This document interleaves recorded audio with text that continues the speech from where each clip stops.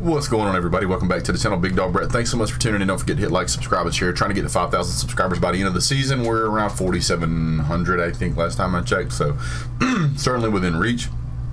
I can't do it without you guys' help. So if you've watched more than one of my videos, it's worth it to subscribe.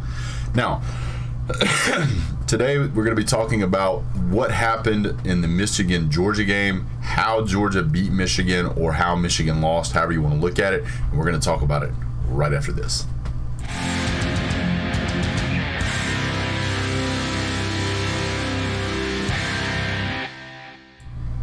I really got to move that to a different place. I keep pressing the wrong button. It was supposed to be this.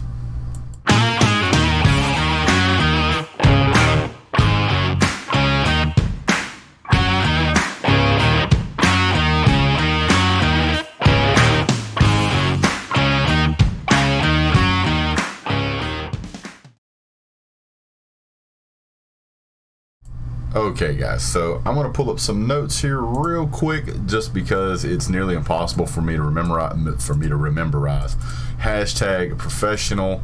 Go see your boy Uncle Lou. He's the one who told me about hashtag professional, and I am the living epitome of it sometimes. Okay, I could remake the video, but yeah, not gonna. We're just gonna roll with it like this. So you know, this was a pretty dominant performance by Georgia's defense the entire game. Georgia's offense looked really solid in the first half of this game. If you ask me, this was by far Stetson Bennett's best performance all season. Really enjoyed watching him perform the way he did. Got another video coming out about that. We'll tell you guys more about that later. So what happened in this game? Why was Georgia so dominant on defense, only giving up 2 scores the entire game? Really, Georgia scored on its first 5 possessions, and I don't know that that's ever been done against Michigan.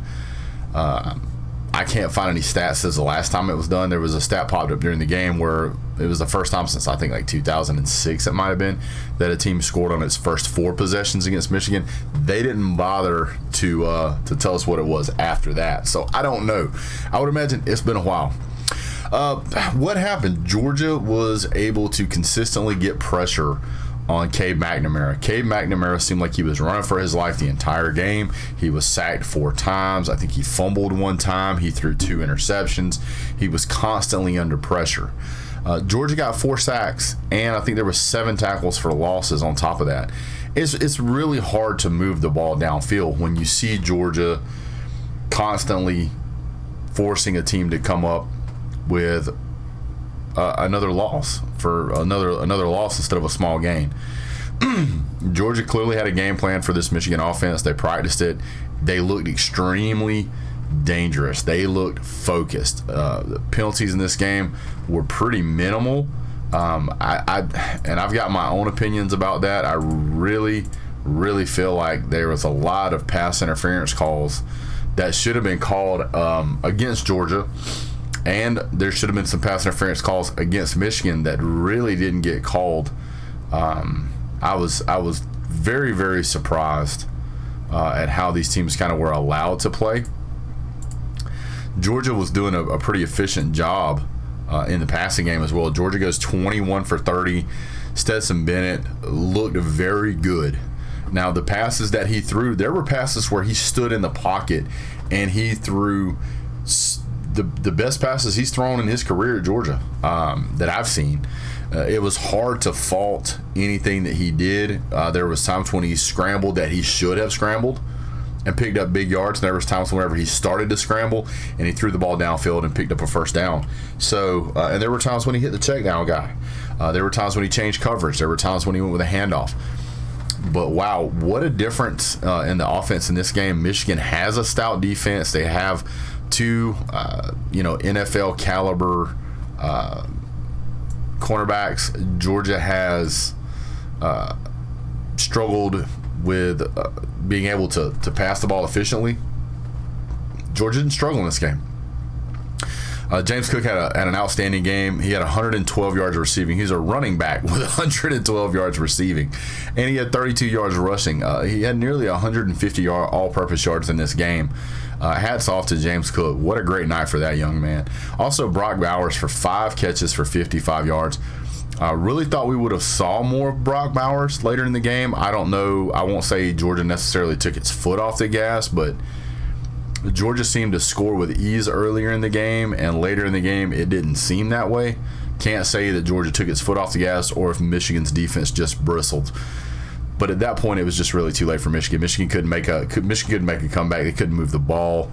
They got 1 touchdown kind of late in the game on a blown coverage. Now, I will say that there was a couple of times that Georgia had very poor secondary coverage, and Cade McNamara took advantage of it. Now, clearly there's been some adjustments made. Georgia has kind of tightened up some of the things in that secondary, obviously learning from the Alabama game.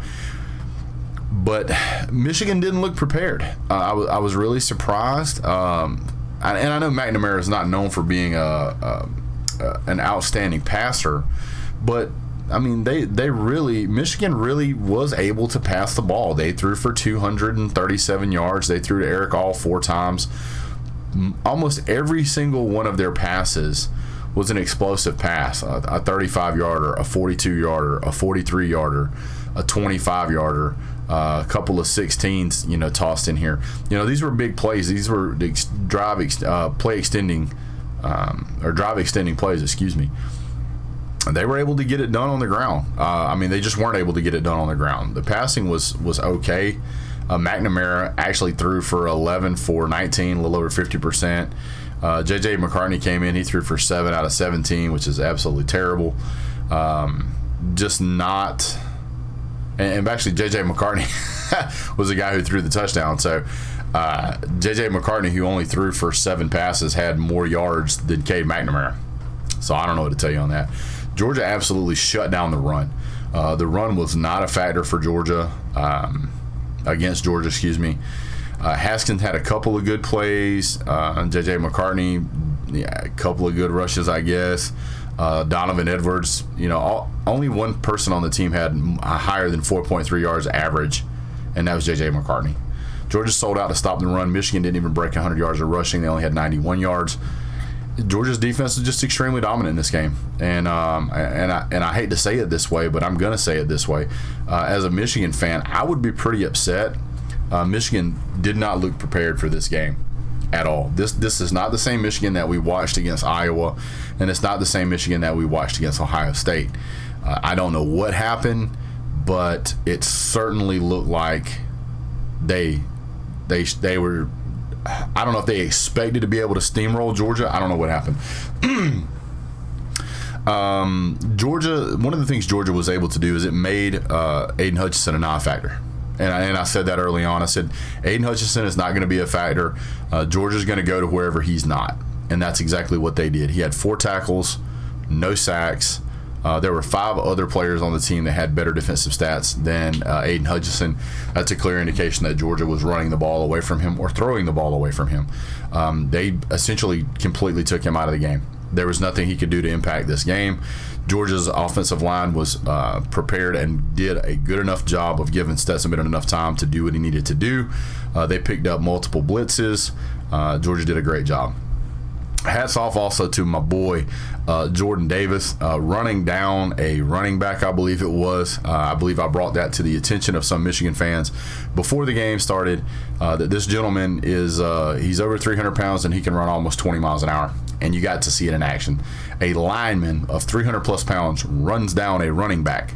And I don't mean just barely, like he caught him. So hats off to Jordan Davis for continuing to be a dominant performer in the game. And that's really the tale of the entire tape. Georgia got after it. Georgia was prepared. Georgia's defense looked high-spirited and ready to win. If this same Georgia defense team shows up against Alabama, it'll be an impressive game. But I think the talent level, preparedness, and Georgia, I won't say wanted it better, but certainly looked better prepared, looked more focused, in my opinion. So great job to Georgia. Hats off. You guys performed well. You need to get ready. You got a big game coming up in the national championship in 10 days, 9 days from today. We'll look forward to making that video. By the way, if you would go ahead and leave your comment down below on what you think is the reason why Michigan lost that game or why Georgia won that game. I really appreciate you guys being here. Don't forget to follow us. My name is Big Dog Brett. You can subscribe here. I'm also going to be uploading this over to Mark Rogers TV. You can search for Mark Rogers TV in the search bar. You can find us on the Voice of College Football Georgia and the Voice of College Football SEC. Really appreciate you guys. Have a great day. God bless. Go Dogs.